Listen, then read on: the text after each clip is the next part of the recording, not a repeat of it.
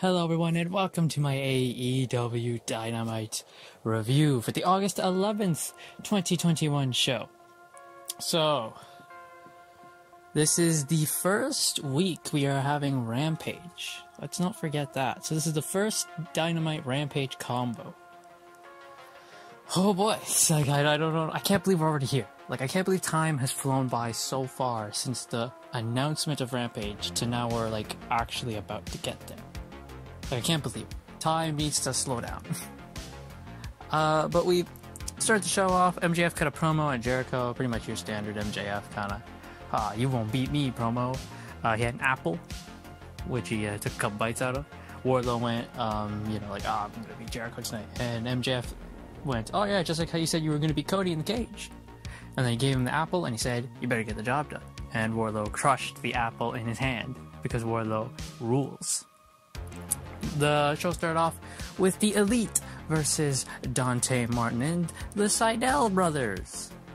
On commentary, Excalibur said that Christian Cage and Kenny Omega's match for the world title is going to happen at All Out, and I groaned audibly because no, it is not a pay-per-view match. It's a TV match at most.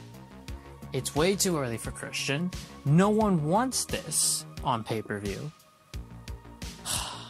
I don't agree with this at all. Not that I don't like Christian. I love Christian. I love Kenny. I love them both. But on a pay-per-view, really? This match was fine. I didn't really like it too much. I thought it was just okay. But Kenny Omega hit Dante Martin with a one-winged angel, then he and the Bucks hit the BTE trigger, and one was fine. Christian Cage interrupted. Don Callis called him a Stanford stooge and said, dude, you're outnumbered. And then out came the Jurassic Express. The crowd chanted CM Punk when Don Callis said, you're facing Kenny at All Out. The crowd booed and chanted CM Punk because they're idiots and think that CM Punk was going to face Kenny. Of course he's not. Like, come on now. Christian then says he had a talk with Tony Khan. And in his talk with Tony Khan, Scott D'Amore was there. And it's now been announced that on Rampage, Christian will face Kenny Omega for the Impact World title. And that will be the first match in Rampage history. So that's good. See, I would have preferred if they had their world title match on Rampage. I would have preferred that so much more. And then Jungle Boy then takes the mic and says, they also had a talk with Tony, and next week, the Jurassic Express will face the Young Bucks for the tag team titles on Dynamite. So that's fun. Malachi Black cuts a promo. He said, Cody Rhodes, he pulls up the boot he took from Cody. He said, Cody Rhodes, you got one foot in the ground, I'll be glad to help you put the other foot in. And then he just pretty much warned the rest of the AEW roster he's coming for. Miro had another fantastic promo, and he announced that he will be defending the TNT Championship on Rampage in 2 days against Fuego del Sol. My boy is getting the title shot, and I am there for it 100%. If Fuego wins, not only does he become TNT Champion, but he gets a contract. Buddy, I'm here. I'm here for this. Give Fuego the belt. Give him the damn contract. Let's go. Miro, you had a good run, buddy. But no, Miro's not losing the belt. I could see, because they said if Fuego wins, like they didn't say he had to win the title, just if Fuego wins the match, he gets a contract. So Miro could get himself DQ'd by like how brutal he beats up Fuego, and then they're like, oh well, Fuego technically won, here's your contract. You know, I could see that. Darby Allin fought Dan. It's like the springboard coffin drop thing he does. It's not actually a coffin drop. He went for that, but Garcia caught him in a sleeper. Darby got out of it, hit him with a coffin drop, won the match. This match meant literally nothing. 2.0 attacked Darby after the match. Sting fought them off. Darby joined them. They just beat them up on the ramp. Yeah, this was meaningless, but it wasn't harmful to anyone, really. Death Triangle cut a promo. Phoenix said that, they got to deal with Andrade here. This is getting a bit too much. Pac tells him and Penta, he's like, let me worry about Andrade. You guys just focus on winning the tag team championships. He then told Andrade that he's ready for him anywhere, anytime. And Andrade answered him later on. Chuck Taylor, Wheeler Yuta, and Orange Cassidy fought the HFO in Matt Hardy and Private Party. Orange Cassidy did the Matt Hardy, like the thing with the Hardys that they used to do. He did that from the bottom rope and just kind of fell on him. The ref got distracted by Matt Hardy, and this allowed Nyla Rose to come out, and she attacked Chris Statlander, and then Jack Evans jumped Orange Cassidy. Orange Cassidy hit a suicide dive on Matt Hardy. He was actually trying this match. Wheeler Yuta hit a cool bridging German suplex, and then Isaiah Cassidy hit a swanton on him. But then in the end, they hit a gin and juice on Wheeler Yuta, which Orange Cassidy broke up. He hit a couple orange punches. He was taken out, and then Matt Hardy hit Wheeler Yuta with a twist of fate to win the match. Andrade then cut a promo with Chavo. Chavo says all Andrade's done is just offer, the Death Triangle limos and champagne, and they're being very ungrateful. He then tells Andrade that you gotta teach Pac who's the boss around here. He's like, I know it's you. Pac doesn't know that, so you gotta teach him. And then they say that they'll teach him at All Out. Dude, a Pac versus Andrade match? I'm there. 100%. Sign me up. That's gonna be awesome. Nyla Rose fought Chris Statlander. This was actually pretty good. Nyla Rose attacked Chris Statlander just as she got in the ring. Nyla Rose hit the pounce. Statlander hit her backflip moonsaults from the apron that she does, which scares me because I think she's gonna kill herself. Vicky Guerrero screamed in Orange Cassidy's face, and my eardrums bled out. Nyla Rose goes for her top rope knee thing, where she puts them on the top rope and jumps off, hits them with a knee drop. Chris Statlander got out of it by doing a handstand, and then Nyla Rose just speared her, and that ruled. But in the end, Chris Statlander hit her Area 451, which is a 450 splash, and won. It was a nice short and sweet match, and it was fun. The Young Bucks got a backstage promo. They say they have the best tag team in AEW. Nick says that next week, their match against the Jurassic Express is going to be super easy. He then tries to hit a basketball, because of course they're doing the stupid basketball thing, and he tries to dunk it. Luchasaurus shows up, knocks him down. Jungle Boy then dunks it, and there you go. And Nick yells, "Hey, that's a foul." Britt Baker comes out, huge pop. Obviously, we're in her hometown of Pittsburgh. Britt Baker says that she can't really relate to Red Velvet's rise because she's always been on top. She then tells Red Velvet that, you might have had a chance to beat me if we weren't in my hometown. After the promo, which ended with, her doing her DMD in the crowd, the entire crowd did it with her.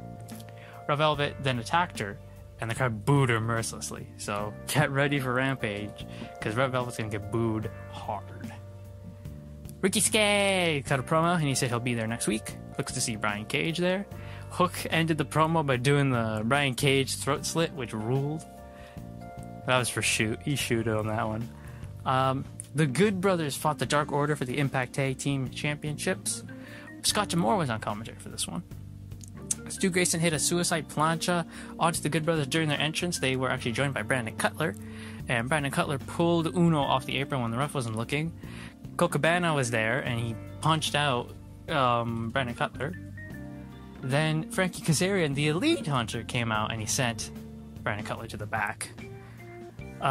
Stu Grayson was freaking MVP in this match. He did a springboard spiral tap, which ruled. He did a tornado DDT onto Luke Gallows by jumping off Carl Anderson's back. The Dark Order then went for the fatality. Gallows pulled Grayson down. Anderson then hit a cutter on Uno. They then hit the Magic Killer on Grayson and retained their titles. Obviously, they weren't going to lose, but this was a really fun match. QT Marshall and Tony Schiavone, are doing their whole apology segment. QT Marshall says that the apology should actually be coming from Tony because Tony's been disrespecting him. And QT says, but you know what?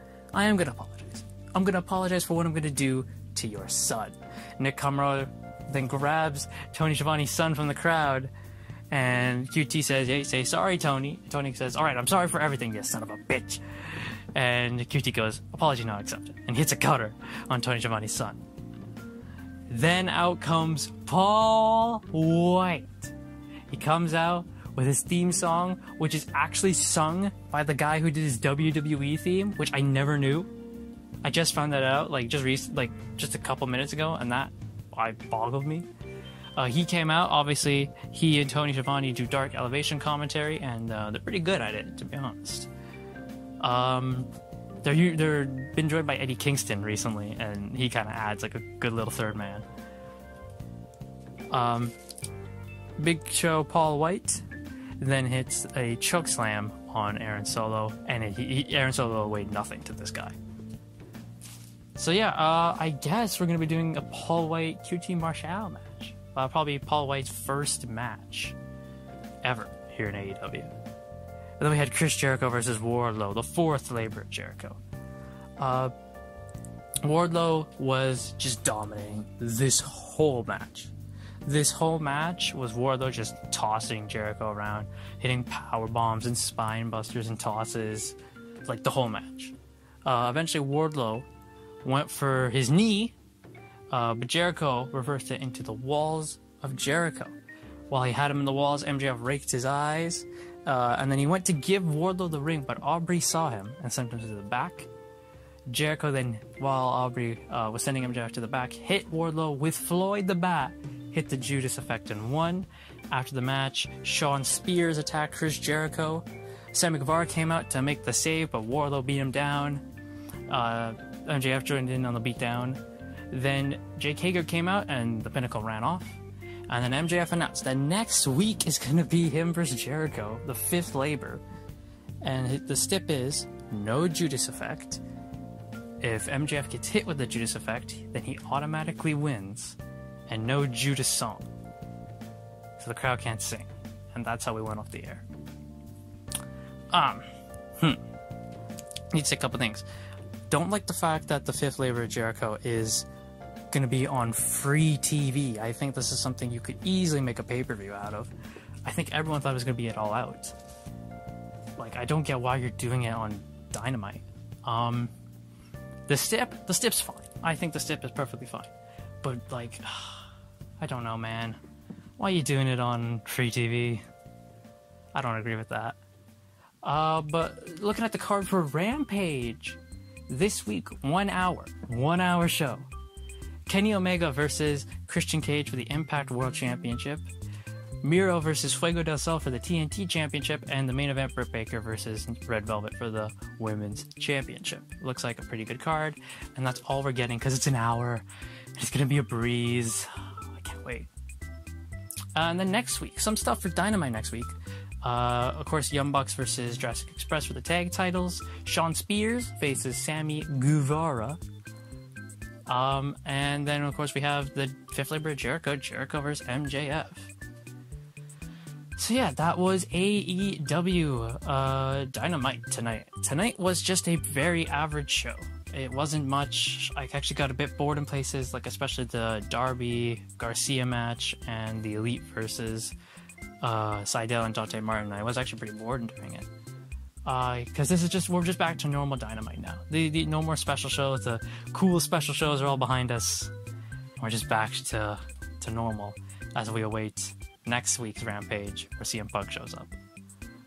So yeah, that's it. I hope you enjoyed the review. If you did, like, comment, subscribe, all that good stuff. Share the video, and I'll see you guys next time.